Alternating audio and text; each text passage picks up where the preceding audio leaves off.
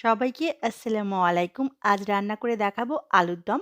খেতে অনেক বেশি মজা। আশা করি আমার আজকের রেসিপি আপনাদের ভালো লাগবে। কথা না বাড়িয়ে চলুন জেনে খুবই সহজভাবে পারফেক্ট আলুর দম রান্না করার প্রস্তুত প্রণালী।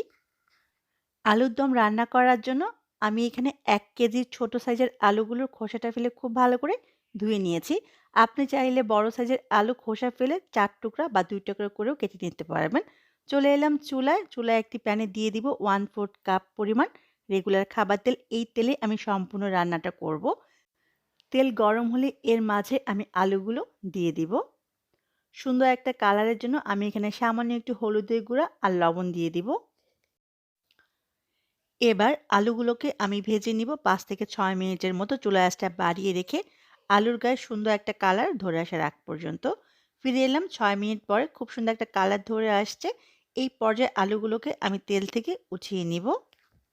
আলুগুলো উঠিয়ে নেওয়ার পরে যে তেলটা রয়ে যাবে এই তেলের মাঝে দিয়ে দিব ২ টা শুকনা মরিচ। মরিচটাকে সামান্য একটু ভেজে দিয়ে দিব ১ চা চামচ পরিমাণ আস্ত জিরা। দিয়ে দিব আস্ত গরম মসলা ১ টুকরা, দারচিনি, ১ টা তেজপাতা, ২-৩ টা এলাচি। এবার গরম মসলাগুলোকে আমি সামান্য একটু ভেজে নিব। ৩০ থেকে ৪০ সেকেন্ডের মতো ভেজে নেওয়ার পরেই দিয়ে দিব ১/২ কাপ পরিমাণ পেঁয়াজ বাটা। এবার পেঁয়াজ বাটাটাকে আমি ভেজে নিব পেঁয়াজের কাঁচা গন্ধটা চলে যাওয়া পর্যন্ত। পেঁয়াজের কাঁচা গন্ধটা চলে গেলেই দিয়ে দিব ২ চা চামচ পরিমাণ আদা রসুন বাটা। এবার আদা রসুনটাকেও আমি মিনিট খানেকের মতো কষিয়ে নিব। মিনিট খানেক কষিয়ে নিয়ে আমি এখানে দিয়ে দিব টমেটো পিউরি। এখানে ১ কাপ টমেটো পিউরি আছে। আমি এখানে ৪-৫ টা পাকা টমেটো পেস্ট করে নিয়েছি। এবার খুব ভালো করে আমি কষিয়ে নিব আরও ২ থেকে ৩ মিনিটের মতো। দিয়ে দিব স্বাদ অনুযায়ী লবণ। সুন্দর একটা কালারের জন্য দিয়ে দিব ১/২ চা চামচ পরিমাণ হলুদের গুঁড়া।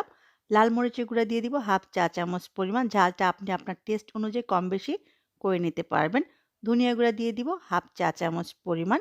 এবার সবগুলো উপকরণ একত্রে কষিয়ে নিব। মসলা যত ভালো করে কষাবেন আলুর দমের স্বাদ কিন্তু ততই ভালো আসবে। আমি ৩ থেকে ৪ মিনিটের মতো মসলাটা কষিয়ে নিয়েছি। দিয়ে দিব 1/4 কাপ পরিমাণ বাদাম বাটা। আপনি এখানে পোস্ত বাটাও ব্যবহার করতে পারবেন। আমি এখানে কাঠবাদামটা ব্যবহার করেছি। আপনি আপনার পছন্দ মতো যেকোনো বাদাম ব্যবহার করতে পারবেন। বাদামের বাটিটা ধুয়ে আমি এখানে 1/2 কাপের মতো পানি দিয়ে দিলাম। এবার আবারও সবগুলো উপকরণ আমি মিনিট খানেকের মতো একটু কষিয়ে নিব। খেয়াল রাখতে হবে কোনোভাবেই মসলা যাতে পাতিলের তলায় লেগে না যায়। এবার দিয়ে দিব 1/2 কাপ পরিমাণ টক দই। আমি টক দইটাকে খুব ভালো করে ফেটিয়ে নিয়েছি। টক দইটা খুব ভালো করে নেড়ে মিশিয়ে আমি এখানে যে আলুগুলো তেলে ভেজে রেখেছিলাম, সেই ভেজে রাখা আলুগুলো দিয়ে দিব। আলুগুলো মসলার সাথে নেড়ে মিশিয়ে নিব। এই মসলাতেই আলুগুলো খুব ভালো করে সেদ্ধ হবে না, সেজন্য সামান্য একটু পানি ব্যবহার করতে হবে। প্রথমেই দিয়ে দিব ১ চা চামচ পরিমাণ চিনি। এই চিনি খাবারের টেস্ট বাড়াবে কিন্তু খাবারকে মিষ্টি করবে না। চিনিটা খুব ভালো করে নেড়ে মিশিয়ে আমি এখানে দিয়ে দিব 1/2 কাপ পরিমাণ পানি। এই পানিতেই আলুটা খুব ভালো করে সেদ্ধ হয়ে যাবে। আপনার যদি মনে হয় আলু সেদ্ধ হতে আরেকটু পানি প্রয়োজন, তাহলে আরও 1/2 কাপ পানি বাড়িয়ে দিতে পারবেন। খুব ভালো করে নেড়ে মিশিয়ে চুলা আঁচটা মাঝারি করে আমি ঢেকে দিব ১৫ থেকে ২০ মিনিটের জন্য। এর মাঝে আমি কয়েকবার নেড়ে দিব যাতে নিচে লেগে না যায়। ফিরে এলাম ১৫ মিনিট পরে চুলা আঁচটা মাঝারি ছিল। চুলা আঁচটা বাড়িয়ে দিলে ঝোলটা শুকিয়ে যাবে, আলুগুলো সেদ্ধ হবে না। আমি একটু চেক করে নেব আলুটা সেদ্ধ হয়েছে কিনা। যদি সেদ্ধ না হয় তাহলে আরও ৫ থেকে ৬ মিনিটের মতো আমি চুলায় রাখবো। আলুটা মাশাআল্লাহ খুব ভালো করে সেদ্ধ হয়ে গেছে।